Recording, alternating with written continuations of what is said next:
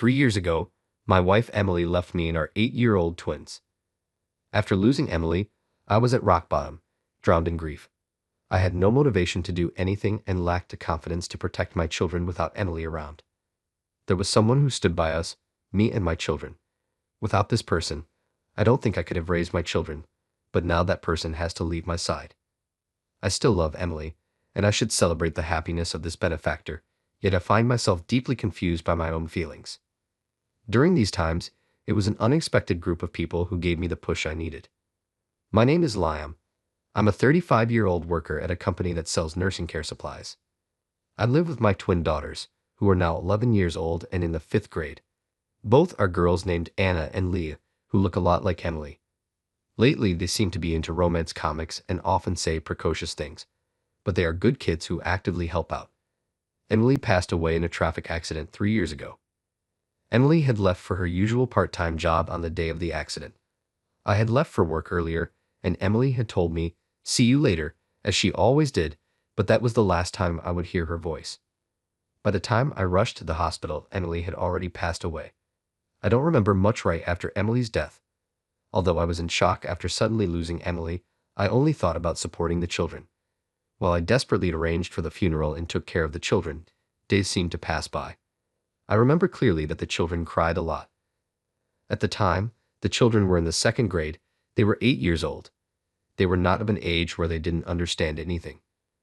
I think they understood that they were saying goodbye to their mother. I held the crying children as long as time permitted and tried to devote as much time as possible to them. I cooked, albeit far from matching Emily. My cooking wasn't very good, but the children ate it without complaint. I think they knew they could no longer eat their mother's cooking. I wanted to be as close to the children as possible, but I also had a job. Although I had some savings and the insurance had paid out, so we weren't short of money, I couldn't lose my job as a single parent. I gave it my all: work, household chores, and parenting. I didn't want my children to be financially crippled, but I also didn't want them to feel lonely. Such thoughts kept me going, but I think I reached my limit one day. 1 month right after Emily passed away, I fell. Unfortunately, at that time, I had no one whom I could easily ask for help. I grew up in a single-parent household, and my father was elderly, so I couldn't ask him to take care of the children. Emily's parents, my in-laws, were dealing with my mother-in-law's long-term illness, and my father-in-law was supporting her, so they couldn't take care of me or my children. Feeling dizzy and ill, I was still determined to push through because I was the only one my children had. It was at that time that Emily's younger sister, Molly, came to our aid.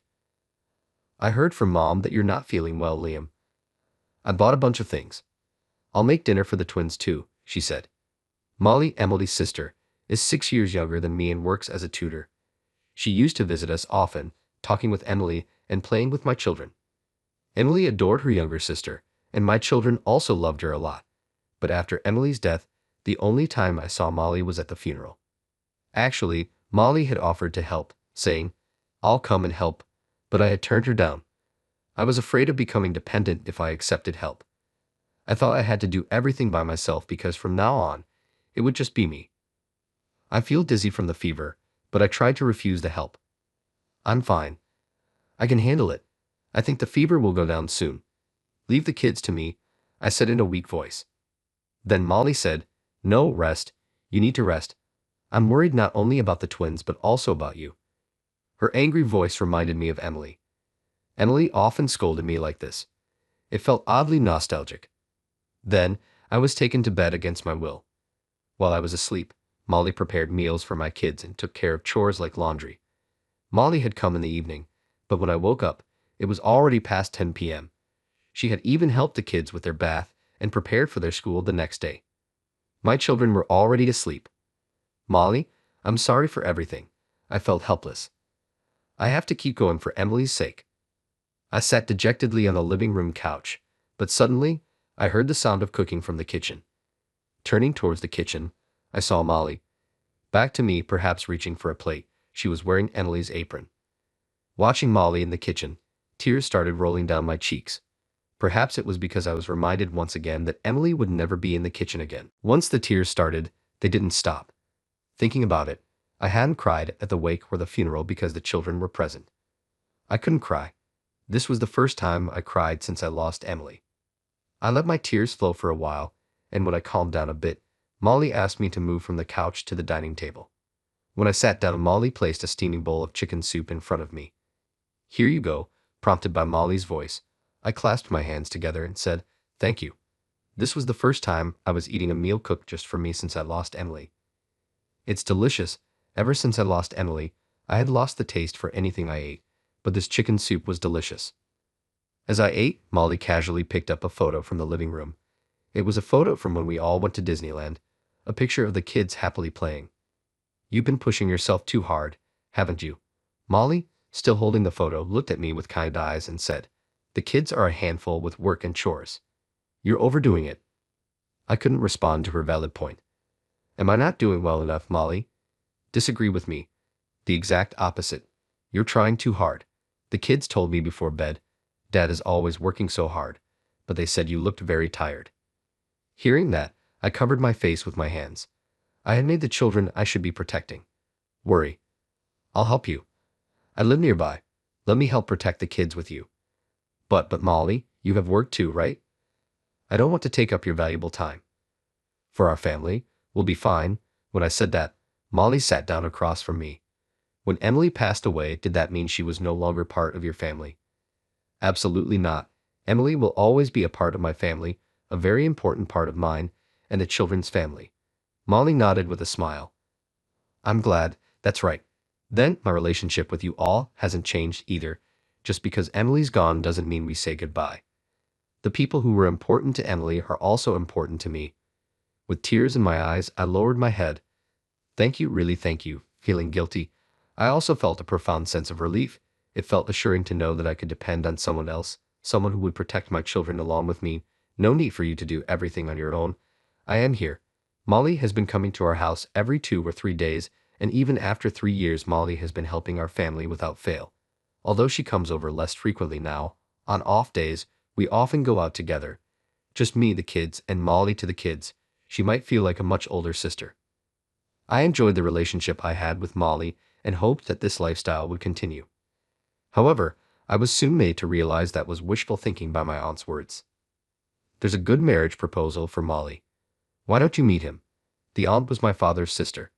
She would come to visit our house about once every few months with various gifts. Usually, she brings candies the kids liked, but that day she brought a marriage proposal for Molly. It seemed that even Molly was hearing it for the first time and looked surprised. No, I can't possibly go for an arranged date." When Molly hesitantly said this, my aunt seemed to get a little annoyed. "What are you saying? You're already 29, aren't you? If you keep looking after Lime and the kids, you'll miss your chance to get married. The kids have gotten used to living as a trio, and they probably don't need you to help them out anymore, right?" I panicked. I still wanted Molly to help out at our place. It wasn't even about the housework. I just didn't want to lose the time spent with my kids and Molly. But as I was about to say that, a picture of Emily, my deceased wife, caught my eye.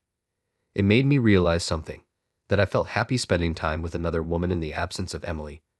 Once I realized that, I felt guilty towards Emily. I could also understand what my aunt was saying. Molly was still 29. If a good opportunity comes along, she should date and perhaps start a family. If she keeps coming to our place, I'd be restricting Molly's possibilities. So I forced a smile and said, "Molly, don't worry about us. Why don't you go for the arranged date? You might meet someone nice." But Molly was still hesitant. My aunt pushed forward the conversation almost forcefully. "It's settled. I'll get in touch with you about the schedule." Molly was not eager, but after being persuaded strongly by me and my aunt, she seemed to have decided to give the arranged date a try.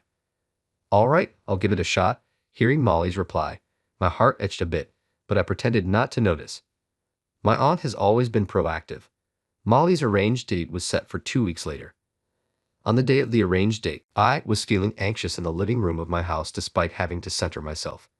I couldn't help but wonder what kind of man Molly was meeting and what they were talking about. I couldn't sit still thinking about it. The ones looking at me with cold eyes were my kids who were reading romance comics sprawled out on the sofa. "Dad, stop pacing around, get a hold of yourself." I was taken aback by my daughter's reprimand. Not because I was scared, but because she was just like Emily. Mom always used to say, didn't she? Falling in love is a wonderful thing. You shouldn't lie to your own feelings. Dad, aren't you lying to yourself? I was flustered by the words of my daughters Anna and Leah. What are you talking about? I'm not doing anything like that. I noticed my voice sounded pitiful and small. The girls put down the romance comic books they were holding and faced me. We're in 5th grade, you know. We're not little kids anymore. We understand. You like Molly, don't you? What? What are you girls? I was incredibly embarrassed talking about love with my daughters, but they seemed exasperated by my reaction. Stop treating us like kids. Some of us even have boyfriends, you know. We can talk about this stuff. Don't be so shy. I was speechless, surprised by how precious these modern elementary school kids were. Are you worried about us? Our mom is. Well, just our mom. But we love Molly. She's been there for us when we were sad or happy. Molly can't be our mom, but we think we could make a great family with her. Listening to their conversation, I was oddly moved. I thought they were just sloppy kids who liked romance comics, but to think they had grown up enough to say such mature things. I stroked their heads, but they recoiled from my touch as if trying to escape. We told you, stop treating us like kids. I looked at my own hand hanging awkwardly in midair and gave a rueful smile. But Dad, you should go. Your crush might get taken by someone else. Anna chimed in. That's right, we can stay home alone for a while, Pay. You don't need to rush home. Take your time on your date, Leah added. I glanced briefly at Emily's portrait, remembering her smiling face. She was always the type of person who would scold me when I was being pitiful and push me forward. The kids seemed to have taken after their strong-willed mother. They say kids grow up fast, and I guess that was exactly the case. And so, pushed forward by my kids, I rushed off to the matchmaking event. During the entire conversation with my kids, one woman kept coming to mind. It was Molly. She'd made me porridge, rushed to the kids' school events, made lunches for sports day, even sewed costumes for the school performances. Molly, I wanted her to continue to be there. There was no one else at the matchmaking venue but Molly. When she saw me, her eyes went wide. Liam, Molly, where's your date? Molly gave a self-deprecating laugh. I told him I had someone I liked and ended it early. Wait, let me say it. I cut Molly off. I'd been dependent on her all this time, playing ignorant while knowing our feelings for each other. Scared to face her. If I kept being so pitiful, I'd get scolded by my kids again, and by Emily too. I had to be the one to talk to. Molly, I love you. Molly looked at me, her eyes on the brink of tears. Is that as a sister-in-law? I met Molly's gaze, seeing the tears in her eyes. I understood. I'd made her wait because of my cowardice.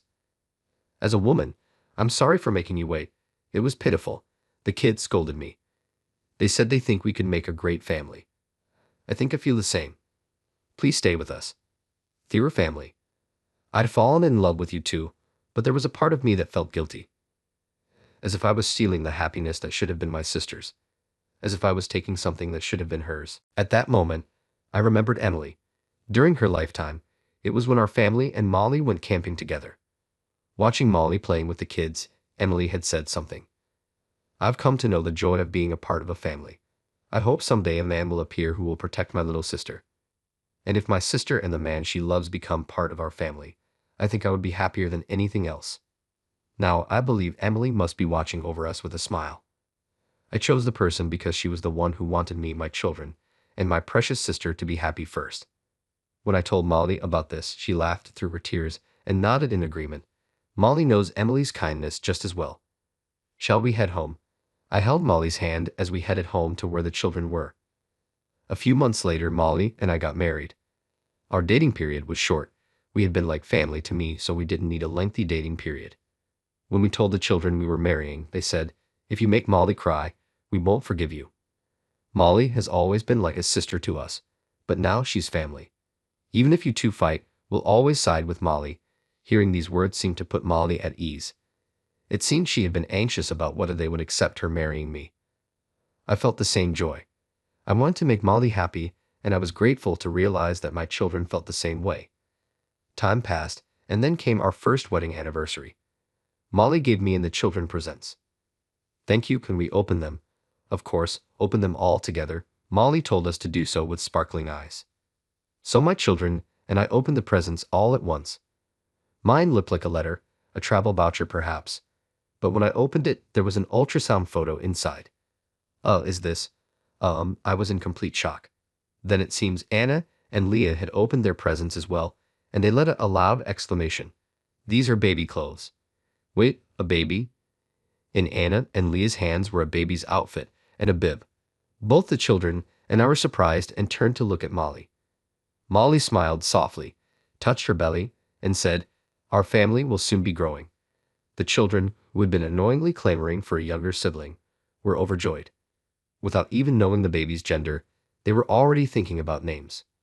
Watching the two of them, I gently touched Molly's belly. "Molly, thank you so much." Molly then leaned into me and shared a fact. "The due date is August 10th. At that moment, I thought of Emily. August 10th was our wedding anniversary with Emily. "I think our sister is watching over this child." I nodded repeatedly to Molly's words. "I still miss Emily, but I want to keep building happiness with my family. I believe this will make Emily smile too, who is up in the sky." What did you think? Subscribing to our channel will motivate us to create more content. See you in the next video.